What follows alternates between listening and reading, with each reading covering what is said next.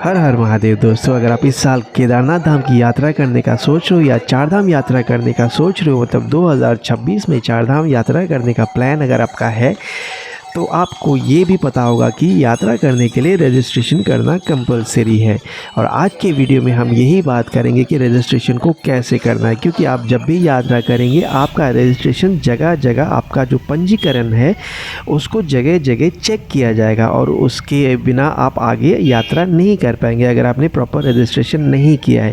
पहले से इस बार का जो नियम है थोड़ा सा स्ट्रिक्ट किया गया है, क्योंकि हर साल ये प्रॉब्लम आती है कि बहुत ज़्यादा भीड़ इकट्ठा हो जाता है, फिर लोगों को मैनेज करना बहुत मुश्किल हो जाता है। तो इसीलिए इस बार बहुत तरीके मतलब चेंज किए गए हैं, प्रोसेस को बहुत सिस्टमेटिक करने की कोशिश की जा रही है और रजिस्ट्रेशन आपका कंपलसरी कर दिया गया है और आपके रजिस्ट्रेशन को चेक करने के बाद ही आपको यात्रा करने दिया जाएगा। तो रजिस्ट्रेशन कैसे करना है उसके बारे में पूरा बात करेंगे। इस बार का जो रजिस्ट्रेशन का प्रोसेस है उस पर काफ़ी सारे चेंजेस भी आए हैं, तो उस प्रोसेस को भी हम समझेंगे क्या क्या चेंजेस आया है, कैसे आप इंडिविजुअल, कैसे फैमिली, कैसे आप ग्रुप में कैसे ट्रैवल कर सकते हो, क्या क्या प्रोसेस है, पूरी डिटेल में हम इस वीडियो में बात करेंगे। और कोशिश करूँगा कि वीडियो को सिंपल रखूँ ताकि आपको समझने में आसानी हो, आप आराम से समझ जाए और आप अपना पंजीकरण या रजिस्ट्रेशन कर पाए घर बैठे बैठे।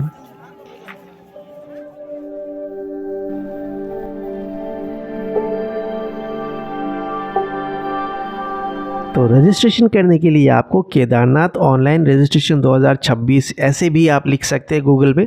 तो अगर आप ऐसे लिखेंगे तो आपका इस तरह से कुछ चीज़ें यहाँ पे आ जाएगा, जिसमें आपको यहाँ पे वेबसाइट का लिंक भी मिल जाएगा। अगर यहाँ पे आपको समझ में नहीं आता है बाय चांस तो आप नीचे जाएंगे, यहाँ पे जहाँ पे लिखा होगा उत्तराखंड टूरिज़्म, वहाँ पे आपको लिंक मिल जाएगा, उसी पे आपको क्लिक करना है। इस लिंक को मैं डिस्क्रिप्शन बॉक्स में भी डाल दूँगा, तो आप वहाँ पे क्लिक करके डायरेक्ट वेबसाइट पे पहुँच सकते हो। तो जैसे ही आप इस लिंक पे क्लिक करोगे तो आपका इस तरह से पेज खुल के आ जाएगा। तो जैसे कि आप सबको पता है कि डिक्लेयर हो चुका है चारधाम यात्रा कब से ओपन होने वाले हैं। अगर किसी को नहीं पता है तो मैं बता देता हूँ। यमुनोत्री धाम 19 अप्रैल को खुलेगा, गंगोत्री 19 अप्रैल को खुलेगा, केदारनाथ धाम 22 अप्रैल को खुलेगा, बद्रीनाथ धाम 23 अप्रैल को खुलेगा और हेमकुंड साहिब का जो डेट है अभी अनाउंस नहीं हुआ है।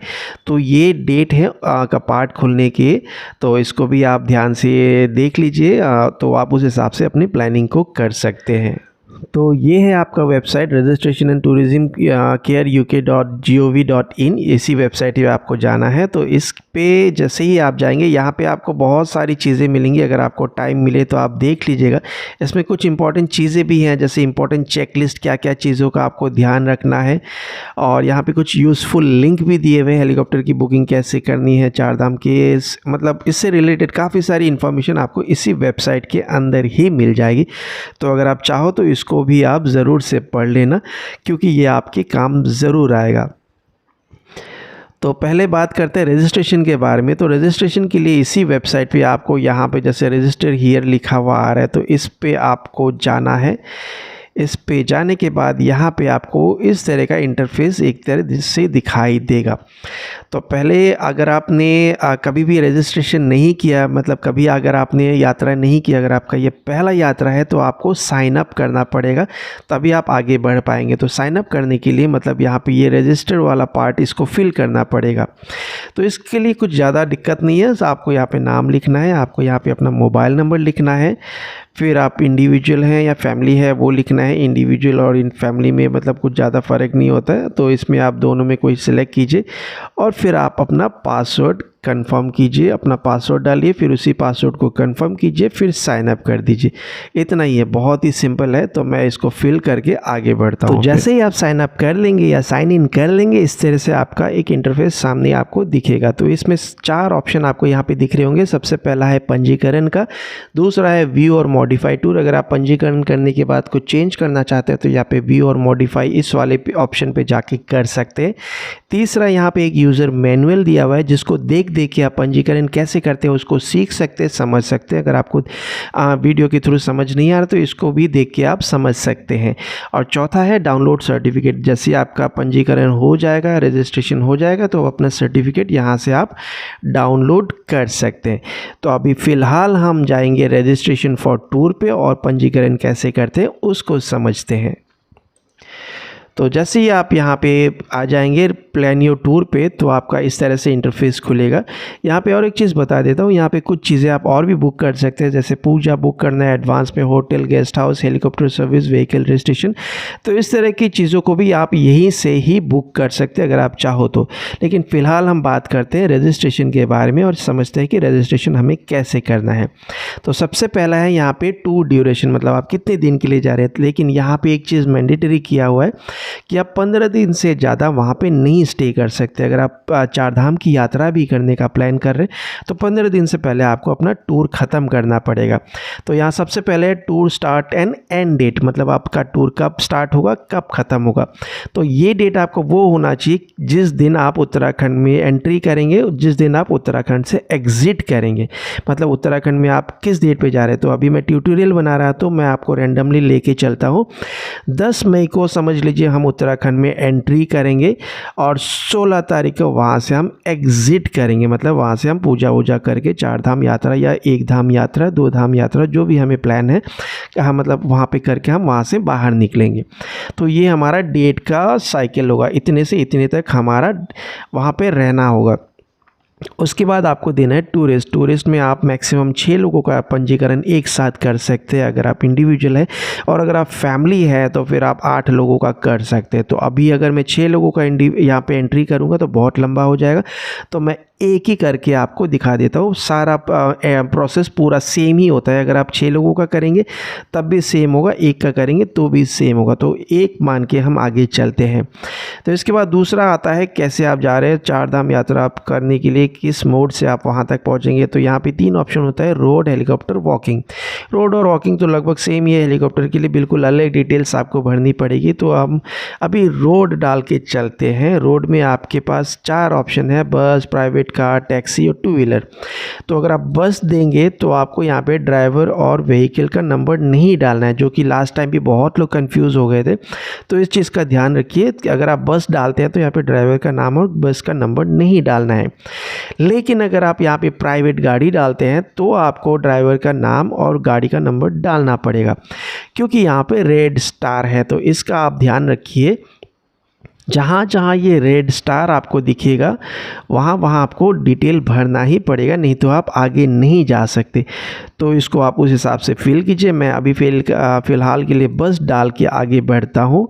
यहाँ पे ऐड पे क्लिक किया तो बाय रोड अपना ये आ गया, बस यहाँ पे आ गया।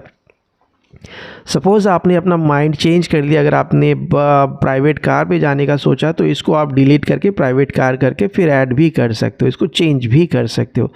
तो ये आपका कैसे जाएंगे, ये आपका हो गया फाइनल, कंप्लीट हो गया, ये सेव हो गया। इसके बाद आपको यहाँ पे देना है कि कौन से धाम आप जा रहे हैं। तो आप समझ लीजिए केदारनाथ धाम अगर आप जा रहे हैं तो यहाँ पे केदारनाथ धाम सिलेक्ट करना है। फिर यहाँ पे डेट डालना है, 10 तारीख हमने सिलेक्ट किया था, एग्ज़िट हमने 16 किया था, लेकिन हम 10 को धाम पे नहीं होंगे। चलते चलते हम गौरीकुंड होते हुए हम लगभग मान के चलिए 13 तारीख को केदारनाथ धाम पहुंचेंगे। तो इसलिए हम यहाँ पे 13 डाल रहे हैं। तो ये हमने डेट डाल दिया। अगर आप केदारनाथ धाम के साथ और भी कोई धाम ऐड करना चाहते हैं तो यहाँ पे आप ऐड भी कर सकते हैं। जैसे यहाँ पे ऐड पे क्लिक किया, यहाँ पे आप गंगोत्री ऐड करना चाहते हैं गंगोत्री ऐड कर सकते हैं, बद्रीनाथ ऐड करना चाहते हैं, जो भी आप ऐड करना चाहते हैं ऐड पे क्लिक करके आप कर सकते हैं। तो फिलहाल हम उसको नहीं करेंगे क्योंकि हम जा रहे हैं सिर्फ केदारनाथ धाम। तो हम केदारनाथ धाम ही यहाँ पे लिखेंगे, इसको कर देते हैं हम डिलीट और इसको हम कर देते हैं सेव टूर।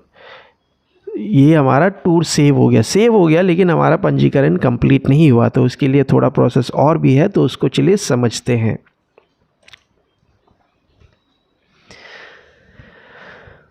तो इस बार का जो नया सिस्टम है ये है आधार कार्ड नंबर। तो यहाँ पे आपको आधार कार्ड का नंबर अपना डालना पड़ेगा, फिर कंसेंट देना पड़ेगा, फिर यहाँ पे रिक्वेस्ट OTP। अगर आपका आधार कार्ड के साथ आपका फ़ोन नंबर लिंक है तभी आप जा सकते हैं। अगर आप आधार कार्ड नंबर डालेंगे, अगर आपके फ़ोन नंबर पे OTP नहीं आता है तो आप रजिस्ट्रेशन नहीं कर पाएंगे। उस कंडीशन में आपको फ़िज़िकली वहाँ पे सेंटर पे जाके करवाना पड़ेगा। तो अगर आपके आधार कार्ड डालते ही आपके फ़ोन पे OTP आता है तब तो फिर आपका यहाँ पे घर बैठे बैठे हो जाएगा। तो यहाँ पे आप आधार कार्ड नंबर डालिए, फिर रिक्वेस्ट OTP कीजिए, फिर हम आगे बढ़ते हैं। तो जैसे ही मैंने यहाँ पे आधार का OTP डाला तो यहाँ पे आधार ऑथेंटिफिकेशन इज़ वेरीफाइड सक्सेसफुली, मतलब मेरा आधार कार्ड यहाँ पे सक्सेसफुली वेरीफाई हो गया है। ठीक है, तो इसके बाद जैसे ही आप वेरीफाई करेंगे तो आपका पूरा डिटेल्स, मेल फीमेल, आपका नाम, आप कहाँ से हैं, सब कुछ यहाँ पे आपका किस जगह पे आपका आधार रजिस्टर किया हुआ है, सब कुछ यहाँ पे अपना आपका आ जाएगा। ठीक है, यहाँ पे आपको कुछ चीज़ें भरनी पड़ेंगी, स्टार जहाँ जहाँ फिल नहीं किया हुआ है, जैसे ये ब्लैंक है तो ब्लैंक इसको फिल करना पड़ेगा। आपको अपना मोबाइल नंबर डालना पड़ेगा, जो मोबाइल आप साथ में लेके जाएंगे यात्रा के दौरान, तो वो नंबर आपको यहाँ पे डालना पड़ेगा। Is this your WhatsApp number too, अगर यही नंबर आपका व्हाट्सअप में है तो इस पर टिक करना पड़ेगा। तो जहाँ जहाँ आपका ये रेड स्टार है तो उसको आपको फिल करना पड़ेगा। फिल करने के बाद दूसरा आ जाता है इमरजेंसी कॉन्टैक्ट पर्सन। अगर आप जा रहे हैं, आपको अगर कोई भी दिक्कत आती है तो वहाँ से जो एडमिनिस्ट्रेशन है वो आपको कैसे कांटेक्ट करेंगे, आपकी फैमिली को कैसे कांटेक्ट करेंगे, वहाँ उसके लिए आपको एक कांटेक्ट पर्सन का नाम देना पड़ेगा। आपके पिताजी का हो गया, माताजी का हो गया, भाई का हो गया, किसी का भी नाम यहाँ पे देना पड़ेगा, उनका कांटेक्ट नंबर देना पड़ेगा, साथ में रिलेशन भी आपको बताना पड़ेगा। थर्ड है आपका मेडिकल कंडीशन। मेडिकल कंडीशन में अगर आपको कोई बीमारी नहीं है तो NA पे क्लिक कर दीजिए, अगर आपको कोई दिक्कत है तो यहाँ पे टिक कीजिए, और अगर आप डॉक्टर हैं बाय प्रोफेशन तो यहाँ पे आप क्लिक कर दीजिए। तो ये हमारा फ़ोटो आ गया। यहाँ पे फ़ोटो आने के बाद अगर आपका फ़ोटो बिल्कुल सेम है अभी का और तब का, जब आपने आधार बनाया था तब, तो कोई दिक्कत नहीं है। लेकिन अगर आपका फ़ोटो में और अभी के चेहरे में कोई चेंजेस है तो आपको यहाँ पे फिर से एक फ़ोटो लेके अपलोड करना पड़ेगा। अगर आपके मोबाइल या लैपटॉप पे है तो ब्राउज़ करके अपलोड कर दिए, नहीं तो यहाँ से डायरेक्ट आप करंट पिक्चर यहाँ से कैमरा से लेके अपलोड कर दीजिए। और जैसे आपका आधार कार्ड पहले ही वेरीफाई हो चुका है तो इसलिए वेरीफाइड यहाँ पे दिखा रहा है, नहीं तो फिर ये वेरीफाइड नहीं दिखाता। उसके बाद सेल्फ डिक्लेरेशन यहाँ पे आपको करनी है।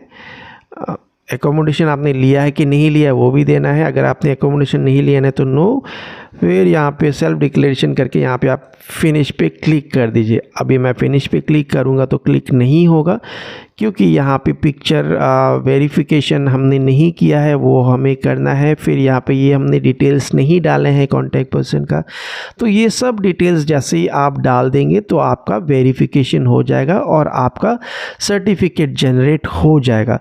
तो इसी को जनरेट करके मैं आपको अभी दिखाता हूँ।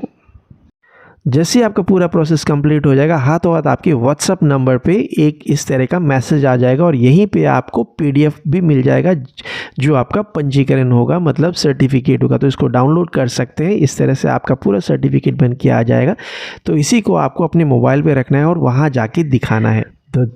तो जैसे आपने एक का पंजीकरण किया वैसे ही 4, 5, 6 जितने भी लोग हैं उनका भी पंजीकरण कर सकते हैं। सिर्फ ज़रूरी है कि उनका आधार कार्ड होना ज़रूरी है और उस आधार कार्ड नंबर का OTP उनके मोबाइल पे आना ज़रूरी है। जैसे ही OTP आएगा वेरीफाई करके सबका पंजीकरण कर सकते हैं। तो ये सिंपल प्रोसेस आपको फॉलो करना है पंजीकरण के लिए। इसके अलावा भी अगर आपको कोई भी डाउट है तो मुझे आप यहाँ पे कमेंट बॉक्स में पूछ सकते हैं। अदरवाइज़ आप मुझे इंस्टाग्राम पे भी DM करके कोई भी सवाल पूछ सकते हैं पंजीकरण से रिलेटेड। आज के वीडियो को मैं यही समाप्त करता हूँ, यही ख़त्म करता हूँ। थोड़ा सा लंबा हो गया क्योंकि पूरा डिटेल में आपको समझाना था, इसीलिए थोड़ा सा लंबा हो गया।